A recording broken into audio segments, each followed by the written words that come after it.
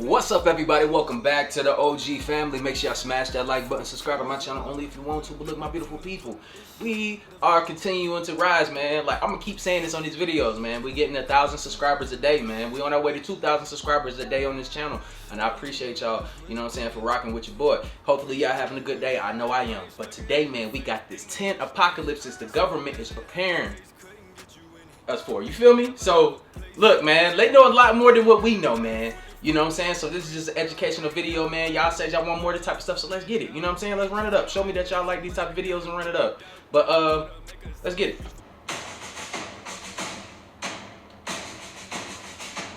10 apocalypses the government is preparing for. Number 10, meteorite strikes. You know how when you leave the house in the morning, you don't have to dodge between T-Rexes to get to Starbucks? Or wait in your drive while a Stegosaurus finishes trying to mate with your Chevy? That's because Mother Nature decided she was bored of these building-sized lizards and yeeted a space rock right at them. Well, what took out the dinos could also take us out too, but fortunately, NASA have a plan. If an asteroid is noticed to be on a collision course with us, the main strategy is to launch a rocket into it. The plan is that if the rocket struck the asteroid with enough force, it could send it veering off course and ensure it misses our planet. This isn't just theory either.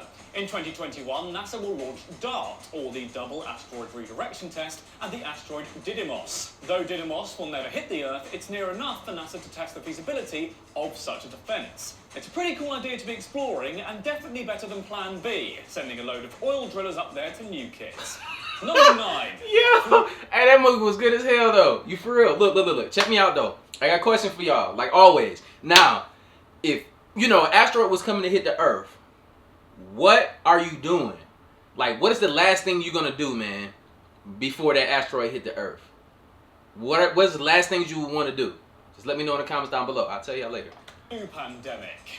In 1918, a viral disease ravaged the entire West, taking up to 100 million lives and infecting people so fast hospitals ran out of beds for the dying. That disease was known as Spanish flu, a new strain of the influenza virus. Today, a similar outbreak is one of the most likely disasters on this list. It's maybe even more likely than not. And with the greater ease of travel, the spread would likely be much further and much faster than in 1918. Thankfully, America is working hard for a solution. In fact, the US has spent more money researching this disease than any other on Earth. The big problem is that flu vaccines are grown using chicken eggs. So even after a cure is found, it takes weeks for them to hatch and therefore be ready for distribution. The CDC are currently working on cutting the reaction time to a pandemic from a predicted 30 weeks to just 6. If a quicker route of manufacturing a cure is found, the publicly funded World Health Organization has plans that could see it take over all major medical facilities in the world in order to mass produce a vaccine and save hundreds of thousands of lives. And y'all gotta think, bro, we got this whole thing that's going on with the, you know, I don't want to say the word because they be demonetizing videos for that. But look, the whole pandemic thing that happened, that we still in kind of, a little bit, you feel me? We got a new strain that's coming out, but, you feel me, like, all this research and all these millions of dollars that goes into this type of research and stuff, and that shit still happened to us. So, y'all gotta be on your P's and Q's, man. Number 8, super volcanoes.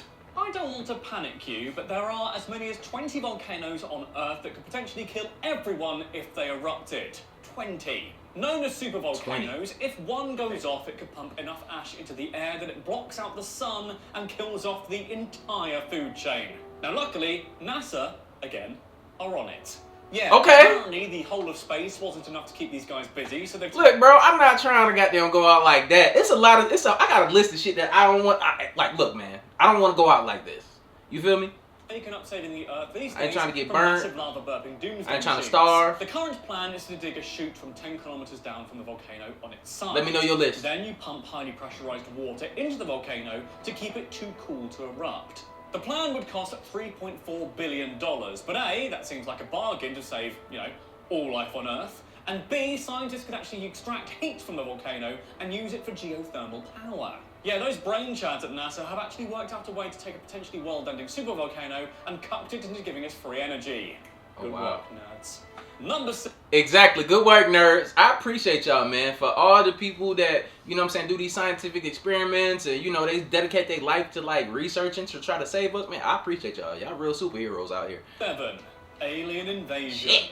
Alien The invasion. actual specifics of how the government would respond to an all-out extraterrestrial invasion are classified, but we do know what the general procedure would be should aliens come a-knocking. Any scientist who has credible evidence of aliens has to report that information to the United Nations. From there, scientists and diplomats would take the lead, not the military. However, if the aliens were less like the peace and love kind from Contact and more like the lasers and death kind from Independence Day, then the military would get a crack at them.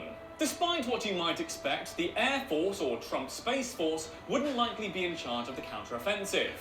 Because most of the Earth is water and they have aircraft carriers across the world, the US Navy are the force most experts believe would have to save the day. To be honest though, it's largely academic. Any intelligence competent enough to reach us from light years away without us knowing would likely have the tech to obliterate us in seconds anyway. Boom. Number 6. Hey, but you gotta think though, we are advancing though, and we are using other technologies that come from somewhere that's not here. You feel me? We got a whole bunch of weaponry and stuff like that that the public would never see. You know, like you would never see. So, you know, like we got capabilities, but I do think that like these other planets, and if they here on Earth, like with these spaceships that come from outer space, bro, we can't do that yet. Not really, that we didn't see. Or that might be us. What y'all think in the comments down below? Is that us in these spacecraft, or is it extraterrestrials that we've been seeing? Zombies. If the undead do rise, I'll be in trouble. I'm ready for the zombies, After all, though. Only 11% of Brits have a zombie apocalypse plan. And the furthest the UK government has gone into making a strategy is let gamers and the Walking Dead fans sort it out. For our American audience, though, you're in a much better... No. We do have a real zombie apocalypse, like, protocol. Like, that's a real thing, though. Real tough. Situation. And not for the reason you think. In 2011, the Pentagon released documentation from training exercises known as CONOP 8888. The documents spell out the US's defense strategy in case a disease that zombified citizens started spreading throughout the nation. The plans broadly involve building up temporary safe points across the country, while putting blockades at zombie-heavy choke points. Also, all communications between military posts would be uncoded, since zombies can't understand language, and any survivors might intercept the messages and navigate to a safe point. Now, to be fair, this was a training exercise for military students to learn the basics of urban warfare. Telling you. But still, it has a lot of useful ideas within it that could definitely be applied in a real-life outbreak. Number 5. Solar... Look, alright, zombie apocalypse. Look, I can deal with them slow ass zombies we see on the movies, but if they moving like I Am Legend, some shit like that, where they running at you full speed, oh hell no! You know what, bro? I'm just gonna get me a boat and just float in the ocean. And you know what, my people that been rocking with me on this channel, y'all know I do not mess with the water, but I would be on that damn water. Flare. A solar flare, or a coronal mass ejection, is basically when the sun decides it hates us. Who coming with me? It invades the entire planet in a wave of solar energy. And according to a paper in the Astrophysical Journal, we're overdue for one. The blast would create a sudden power surge, one strong enough to overwhelm the world's electronics and wipe out all power grids, devices, and even the internet. I think we had a video on something like that happening. Taking out our entire power system would fundamentally change the world, leading to mass rioting and starvation as food chains around the world were disrupted. Especially since experts believe the power could stay out for as long as 2 years. In America, this threat is taken so seriously that there are as many as 27 government programs looking for solutions. Most of these are preventative, with the Department of Energy hoping to redesign the nation's energy generators to be able to withstand sudden power surges. If this disaster did happen, the Department of Homeland Security also has plans. They've developed localized mobile power generators which could travel to various parts of the US, restoring power to different regions. Here's a question though, if all power was wiped out on Earth, what's the first thing you would do?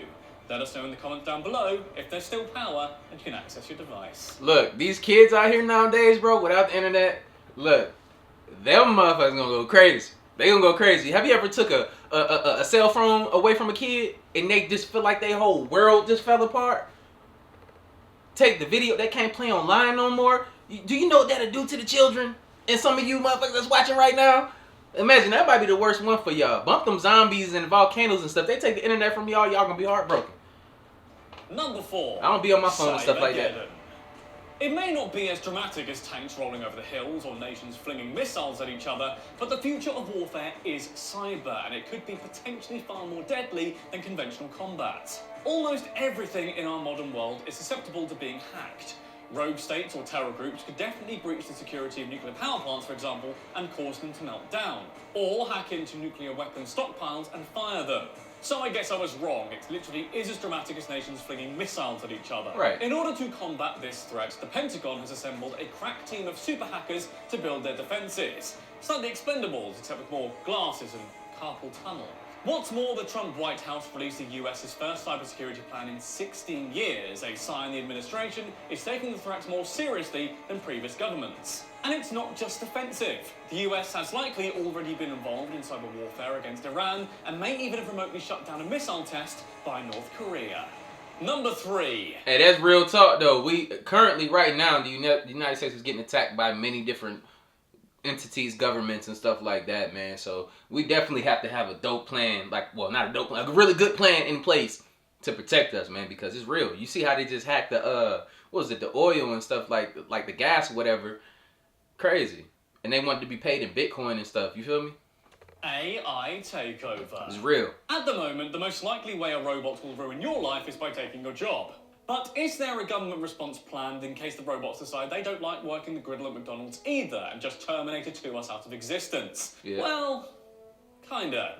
In 2018, the US House of Representatives invited in a panel of AI experts to quiz them on the potential dangers of it. And the plan at the moment just seems to be to try and harness it before anyone else does. Both the US and China have plans to become the world leader in AI, both believing themselves to be the more responsible stewards of such dangerous technology. Currently, the main opposition to AI has come from scientists and private institutions. Elon Musk, for instance, has invested $1 billion into researching and combating its various threats. Number 2. Bioterror attack. With recent innovations in gene editing and the internet allowing for formulae and recipes to be shared instantly, more and more rogue groups are capable of creating a bioterror weapon. It's crazy. That should be a real worry, because a well-designed biological pathogen would be extremely difficult to fight.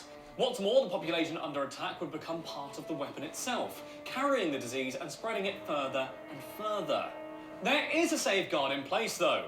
In 2018, the Washington Post took a break from attacking YouTubers and was treated to a rare peek inside the US's secret stockpile of emergency medicine.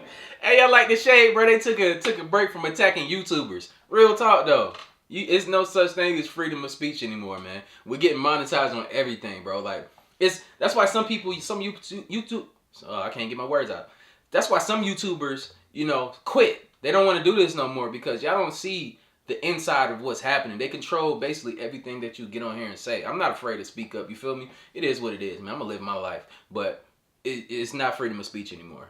Hidden at a secret location in Washington, D.C., there's a building with $7 billion worth of medicines, ranging from vaccines to antivirals and, yes, antibiotics. If a biological attack occurs, the local police, National Guard, or even the army would have to quarantine the area. Then the appropriate medicine would be flown to the city and distributed as swiftly as possible. Number 1. Nuclear war. Yeah, I'm sure you could guess that this one was coming. While most of the entries on this list are natural, this one is entirely man-made. So obviously there are plenty of plans in place for if someone does decide to trigger mutually assured destruction. The US has underground bunkers capable of holding up to 1,000 government officials. Because even if all that's left to government is a Fallout-style hellscape of mutants and raiders, we can't do that without bureaucracy. America also has a series of specially designed planes for transporting the president and other top officials to the bunkers. Each plane costs... Hey, y'all, look. Let me run that back. This is what I used to do right here. That was my old job right here. Right there. Those beside the steps is called ravens. You fly with, priority people, But I can't say too much. But at the same time, you feel me? That was my job right there. That's what I used to do, if y'all wanted to know. That's my exact job. And other top officials to the bunkers. Each plane costs $350 million and is designed to be resistant to the electromagnetic pulse that accompanies a nuclear blast. That means everything on board is analog. The plane can also refuel in mid-air, so it doesn't have to land if that's more dangerous. Exactly. And that's better than Britain's Cold War plan.